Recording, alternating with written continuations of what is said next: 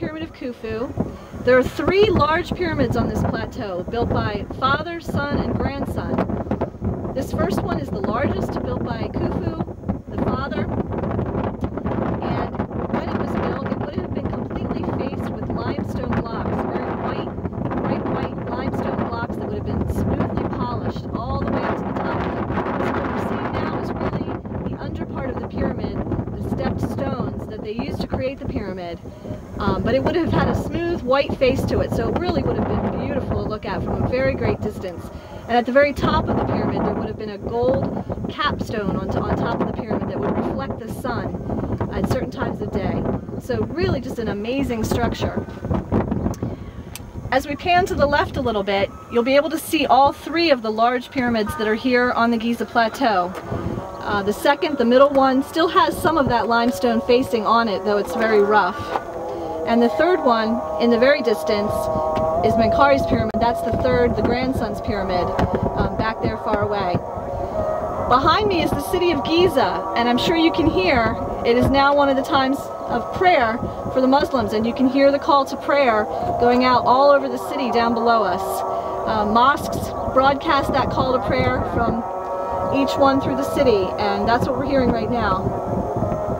Also in front of us, you'll see some pyramids that almost don't even look like pyramids anymore because they're in such ruin. But these are 3 Queen's pyramids. These are the Queen's pyramids that Khufu had built for his wives. The first of them, the closest, is the most broken down, but you can actually go down inside that pyramid.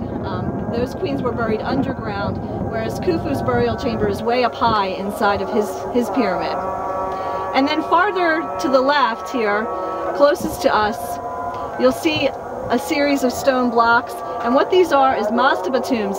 And basically this is how the pyramids got started. They realized that to just bury their people underground left them open to jackals and things like that to dig them up, and so they started to build these flat-topped tombs over the dead. And over time that sort of evolved. They began to use more and more layers of these flat-top tombs, kind of stepping them up. And over time that evolved eventually into the larger stepped pyramid, and then after that they started putting the facing of limestone on the pyramids just to make them more beautiful. And the thought was that if the king was well preserved inside of this great pyramid and wasn't susceptible to animals or to robbers, that would ensure that he would reach the afterlife.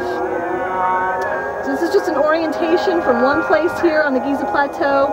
We'll be moving around to other places to see the Sphinx and some other structures that are here on the plateau. But this gives you just an idea of the mastaba tombs and the Queen's pyramids and the 3 larger pyramids. Now if you've read City of the Dead, you'll know that in here in the mastaba tombs, over here towards the Queen's pyramids, very close to the Queen's pyramids, is where Hemunu, the main character of City of the Dead, and also the architect and engineer of the pyramids, is buried. We've actually been down inside of his tomb to see the inside of that with all of the sculptures and everything that are down there. It's pretty amazing. Also the Queen's pyramids here, if you've read City of the Dead, those will be significant to you as well because that's an important part of the story. So that is one part of the Giza Plateau.